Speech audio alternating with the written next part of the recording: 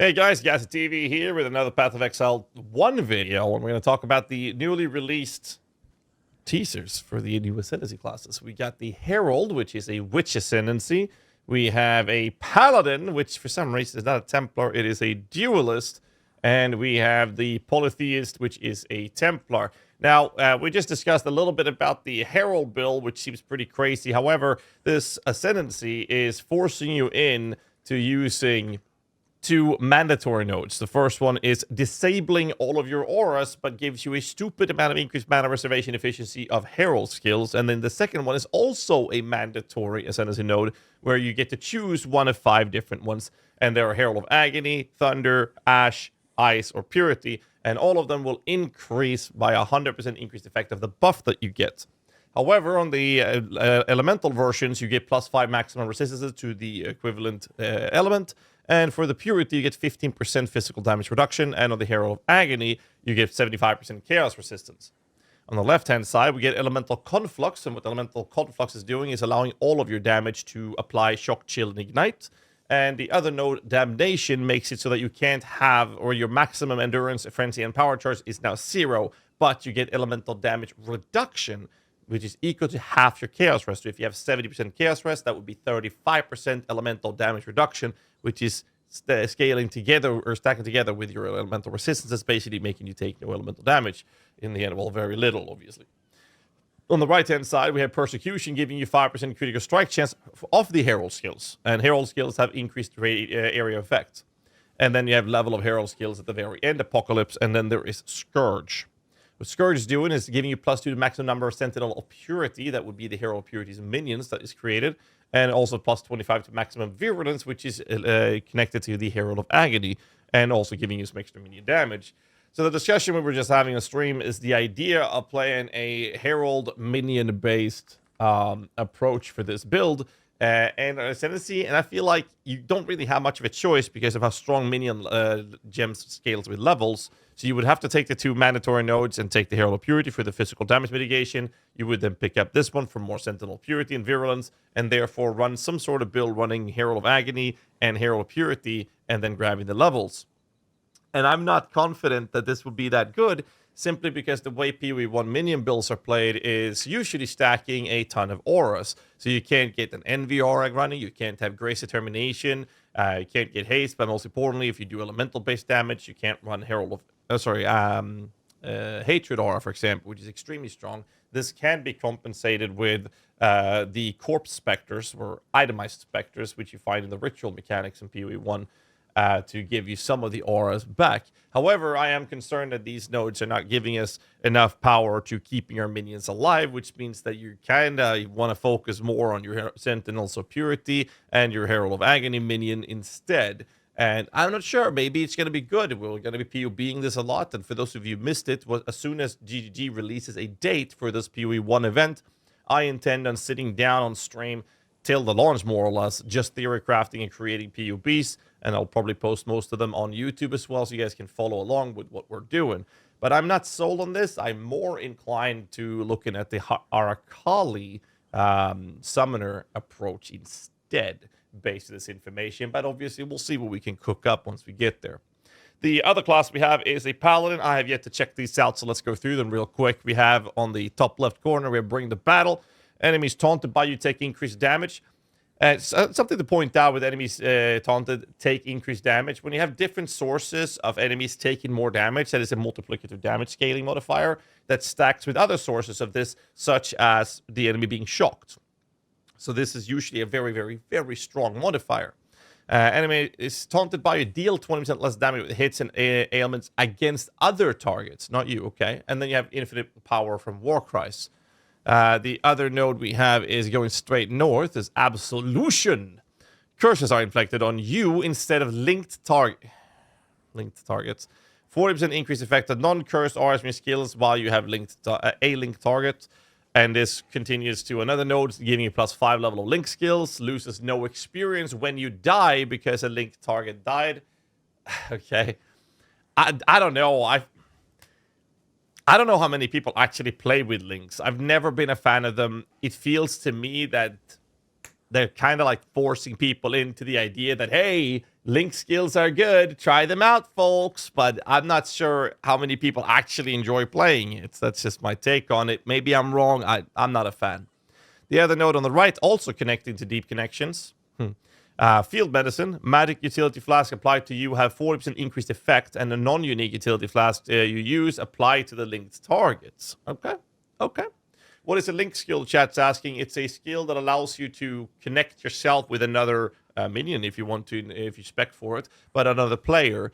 And that would provide a certain buff that specific link skill is giving. So as long as those players are linked together, there will be a beam connecting them like a chain. And now you have to play as a tandem together, if you will. And there are ways of scaling this. Essentially, it is a support-related ability where you become not just an aura bot or curse bot where you're just supporting the players by just existing in the vicinity. You're directly connecting yourself to that player. And if your linked target dies, you die as well, which is why this here is noting that you don't lose an experience when you die because the linked target died. Because both of you die if the linked target dies. So I'm not a big fan of that kind of support play, but, you know, maybe there are some people out there that likes it. I'm not a fan. If you go south, you have a 3-choice ascendancy node, which is basically giving you a level 30 discipline, determination, or a grace skill. This is evasion, armor, and energy shield. On the left side of this, you have anointed champion. You have consecrated ground while you are stationary. And if a consecrated ground, you can show it out. Consecrated effect is life regen, and no, that's not the one. Consecrated ground. I can't even fucking spell. There it is. It grants life regeneration and reduces the effect of curses on you. And there's a evil version of this, which is desecrated ground, for example. It's increased crit strike chance on you. But there's life regeneration and reduced effect of curses on you. So this will provide that. And it also makes it so that the effect of this lingers for 4 seconds if you leave the area. Or actually, not even if you leave the area. It's that if you start moving, the ground will remain for 4 seconds, actually. Not the other way around. I'm thinking about banners. Elemental Valiance is connected from Light Divinity. And the Light Divinity makes it so that nearby enemies, which we don't know how far large the radius of nearby is. It could be anything from 0.5 meter to 600 miles. But nearby enemies take 25% increased elemental damage. This is similar to the enemies being taunted taking increased damage, which would be stacking. So this would allow you to have 45% increased damage taken, which can also stack with the approach of having the enemies being shocked. These two nodes are really strong together, as you can literally make the enemy take a ridiculous amount of extra damage as a multiplicative modifier. So these two are actually very, very strong. And then you have Elemental Valiance that's connecting to, which is 25% chance to trigger level 20 Elemental Relics when you are you or a nearby ally, not just party member, ally, minions are counted as allies, kill an enemy or hit a rare or unique enemy. So a Elemental Relic, this is the node from the Guardian Templar in PoE 1, which essentially gives you a random chance of spawning one of 3 different Elemental Relics, and you can spawn all 3 of them with this. And they basically provide I believe it is like a level 27 or level 28 version of anger, hatred, and wrath, right? So the 3 elemental damage auras are provided essentially for free in a pretty strong version, not scaling with your tree because these are minions auras, not your auras that these minions are applying. It's a good node, but this is just a straight up copy from the Guardian. So if I look at this from a minion perspective, I'm not so sure I would go for it. Obviously, it would be to bring the Bad Light Divinity Elemental Valiance and probably grant one of the big dick auras here in the south. It's probably the play I would do, but I'm not sold on this either. I would rather do the Herald or the Arcali at this point. But I still don't understand why the Paladin is a duelist rather than a Templar. It would have been so thematically pleasing to see this as a Templar. On the other hand, they beat Diablo 4 in getting a Paladin class in, which is hilarious. Last class we've seen so far is the Polytheist, which is the Templar. And this one is basically, as you can see in the names here, for those who play PoE 1, will understand this. But for the PoE 2 players who never touched PoE 1, there's a Pantheon system where you essentially kill certain gods. And if you kill these gods, you collect their powers. And these powers are passive buffs. You can have a major god and a minor god to give you some passive buffs or benefits or boons in the background. And basically what they've done here with the Polytheist is incarnate or make these deities something that you can further focus on as an ascendancy class, which is pretty cool thematically and pretty fitting for the temple. I'll give you that. So on the first node here on the top left corner, or the first top left corner, Devout of Rislatha, enemies you've hit recently have 100% reduced life regeneration rate and 30% more maximum attack damage. No, those separated lines. You get 30% more maximum attack damage, but the enemies that you hit have reduced life regeneration. The next node it's connecting to, Devout of the Brine King, is 10% to max cold rust, and you can't be frozen. And the other node that is also connected to the Brine King is Devout of Gruthkul, which is plus 300 flat HP, regenerate 8% per life per second, spell skills deal no damage, your spells are disabled. Is this considered a spell skill? It is. But this creates a buff that deals damage. It has to be disabled, right? Giga Regen, though. That's pretty funny. Then we have on the top right corner, we have Devout of Ralakesh. Plus 3 to minimum endurance, frenzy, and power charges. Just passive buffs, unlike PoE 2, where charges are mostly used as a means to an end or a resource that you use to amplify certain skills or behaviors. In PoE 1, endurance charges and frenzy charge and power charges are not usually used as a resource, but rather as a passive buff in the background. Frenzy, speed and damage, powers, crit strike chance, endurance is usually related to defense mitigation for physical and elemental damage, and in some cases you can spec in for life regeneration through these as well. So these are more of a passive buff that you play with in PoE 1, unlike the thematic approach or the mechanical approach that you see charges being used in PoE 2. This connects to Devout of Lunaris, which is spells fire 2 additional projectiles, and Nova spells cast at the target location instead of around you. Interesting. So in PoE 1, there's a ring called Astral Projector. What this does is that any sort of spell that is a Nova spell, such as, Ice Nova would be a good example, abilities that essentially happens in a circle around you, Astral Projector is doing exactly what the second line is saying. Instead of the effect of this ability coming from your character, it will be coming from where your cursor is. So if you target an enemy on the field, the AoE will then, or this Nova spell will happen from that target instead. And these are connected the same way we had on the left side. We have Devout of Yugel, which also connects to Lunaris, and this is making you Hex Reflection, or giving you Hex Reflection. So hexes are your usual curses, and then there are mark curses. So there are two different things in terms of a curse approach. One is hexes, and the other is marks. In this case, hexes is the general curses that we actually have access to in PoE 1 2 as well, for example. And this makes it so that your hexes can affect hexproof enemies, so enemies that are normally not able to be cursed can now be cursed. And you're immune straight up to any sort of reflected damage. In PoE 2, you can find yourself playing a map that has reflect elemental damage, and if you do an elemental damage, you get to kill yourself, vice versa for physical. So I'm not sure about the Hex Reflection, other than my understanding is that if an enemy curses you, that curse would be reflected. I don't see the point in that personally, but whatever. Another really interesting part of this is on the bottom right corner, we have the same process of two nodes being able to connect to the one and the same. So we have the Abrath and Garokan are both connected to Solaris. But let's look at Abrath. This gives you Burning Hoof Prints. Triggers level 20 Abrath's Fury. Abrath's Fury, isn't that from the boots? Where's the boots? Am I going? Oh, there it was. Abrath's Hooves. So basically, they've essentially made an ascendancy node out of these unique boots, which is giving you level 7 Abrath's Fury, whilst... Where's the tweet? There it is. Whilst this is a level 20 version of it. Interesting. And Abrath's Fury, as you can read here, is essentially while you run, you create small explosions with each step dealing fire damage in an area around you, and this would provide you a level 20 version of that. Interesting. Burning hoof prints, is there any information on that, or that just is what this is? So it's just a visual effect? I can't tell. I actually don't know. The other node that connects to Solaris is Garakan, which gives you 100% increased evasion rating whilst you're moving. And immune to burning ground, shock ground, and shield ground. You know how everybody complains about the damage output of burning ground in PoE 2? Well, this node will make it completely immune to a burning ground in PoE 1 at least. It's not as bad as PoE 1 though. Not desecrating grounds, only the elemental version.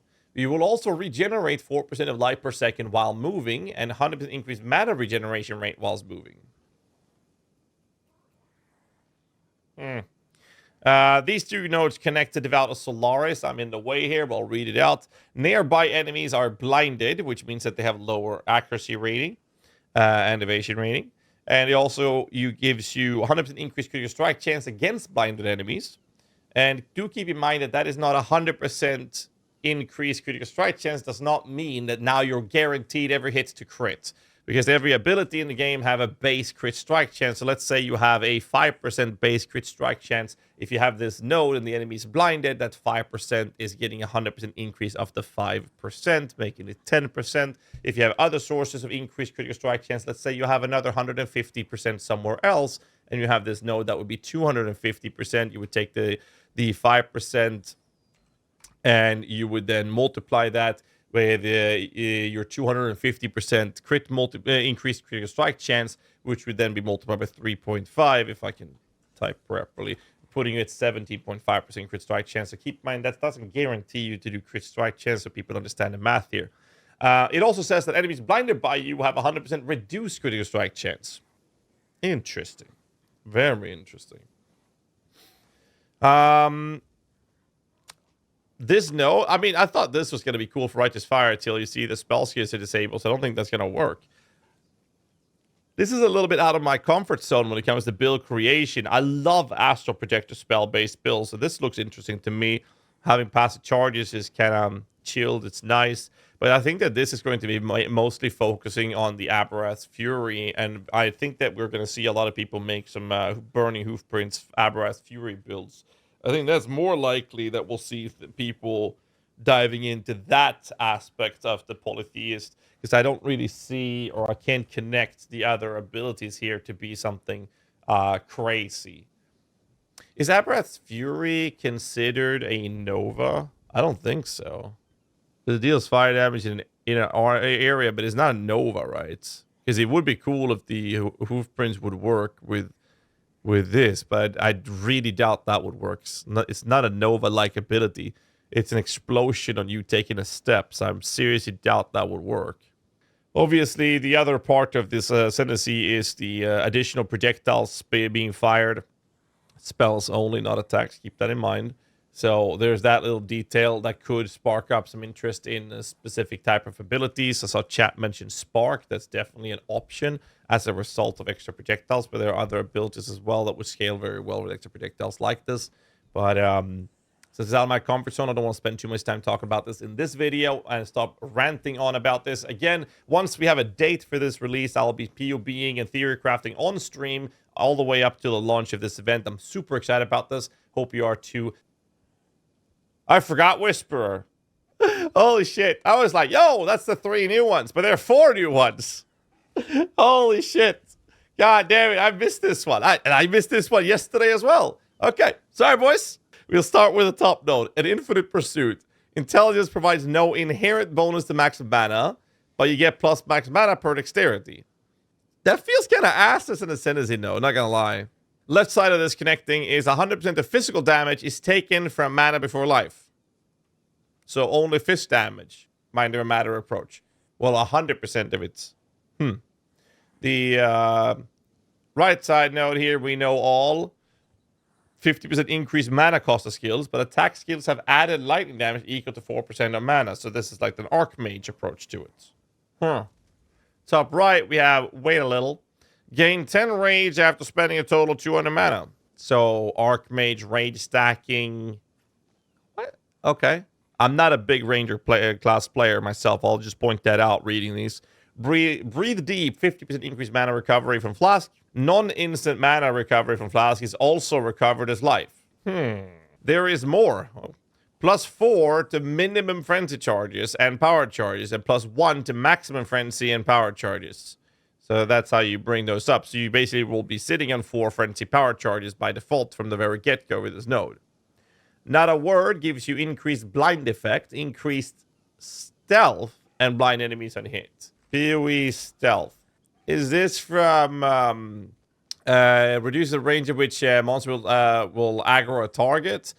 I believe this was done with Face Run. Yeah, we have Face Run as a source here. I remember there was a time when people made like a Face Run build where they had so much stealth consistently that enemies actually just never hit you. They never attacked you, right? If a monster would detect a target while within its visibility range that has reduced visibility, the range is checked again and reduced visibility applied. Stealth formula. A maximum achievable percent increased stealth. Currently achievable is 360 using all sources. Ichimonji. 78% reduction to enemy within aggro radius. Remove the concept, reduce visibility to enemies, and replace it with stealth. Right, here we go. So they did fix this, right? Increasing stealth reduces the radius at which enemies will notice you. 100% increased stealth cuts that radius in half. 200% increased stealth cuts that radius by 2/3. You can therefore no longer become entirely invisible to enemies. There we go. 3.12 is when they fixed that. All right, good. So that basically means that if you get 100% increased stealth, enemies won't aggro and attack you from their usual distance. Instead, they will do that at half that distance instead. That's basically what that means. And you blind enemies and hit and have increased effect of blind. Your mind is destroyed is the next note here on the left. Increases and reductions to spell damage also apply to attacks at 150% of their value. That is actually a really cracked node. This actually looks pretty broken to me. This is cool. This is really cool. You can do Archmage and stacking mana with Rage. And you'll have the, what's the helmet? What's the helmet I'm thinking about? I something. Chad, help me out here. Crown of Ice, is that it? I can't spell. Crown of Ice. Is this the one I'm thinking about?